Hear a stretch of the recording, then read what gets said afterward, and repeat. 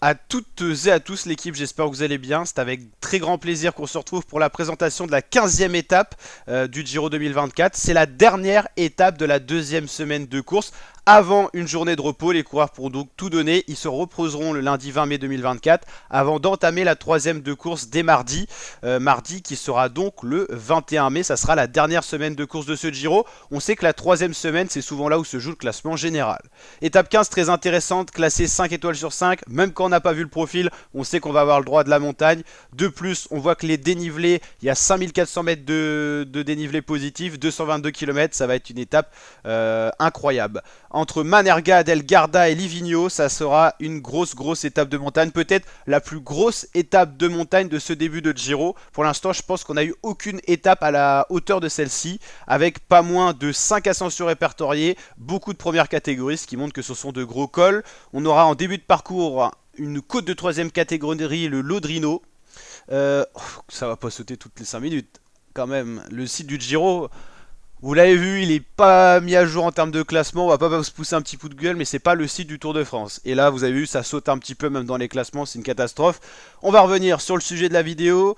Donc la deuxième difficulté de la journée en deuxième catégorie, le Colle San Zeno. Là, c'est un beau col, 14 km à 6,6% de moyenne. Pourcentage max 14, 6,6 pour des bons grimpeurs, c'est quasiment un col roulant. Quand on passe sur du 14%, déjà en pourcentage max, là ça sera plus pentu.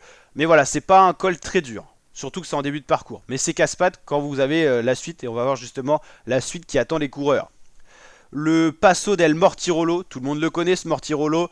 Col mythique du Tour d'Italie, 12 km 6 à 7,6% de moyenne, c'est déjà 1% en moyenne plus pentu que le précédent col. Et ce qui joue, c'est que les pourcentages max, bah, c'est du 16%. En fait, le Mortirolo, ses premiers contreforts sont assez roulants, et plus on monte, plus c'est dur. Et il y a des pourcentages extrêmement durs ici et ici, et c'est pour ça que ça en fait un des cols mythiques où le Giro s'est déjà joué.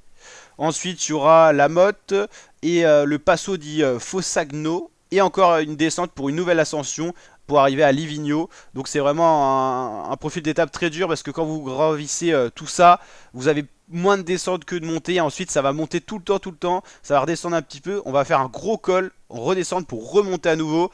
Arriver en altitude, ça va être du costaud. 222 km, ça va être 222 km de souffrance pour les coureurs qui sont sprinteurs ou rouleurs ou qui n'aiment pas les cols. Les cols, on pense à des coureurs comme Jacobsen ou tout ça, c'est des profils qui n'aiment pas du tout. Voilà, on aura peut-être un plus gros et bel aperçu de ce qui va se passer pour le classement général. Peut-être pas en termes de Tadej Pogacar, parce que Pogacar il a 2 minutes 40 d'avance sur Martinez, je le vois pas craquer. On ne sait jamais, on peut avoir une surprise, mais c'est plus des choses qu'on va apprendre comme entre Felipe Martinez et Geraint Thomas, qui sera le plus apte à remporter la deuxième ou la troisième position, voir où en est Ben O'Connor, s'il est capable de garder et de conserver cette quatrième place et ainsi de suite. Est-ce que Bardet est capable de garder le top 10? C'est plutôt ces infos-là qu'on va avoir. Et puis si les équipes du général décident de pas rouler, on pourra avoir de bons grimpeurs s'exprimer dans les échappées pour aller chercher la victoire d'étape.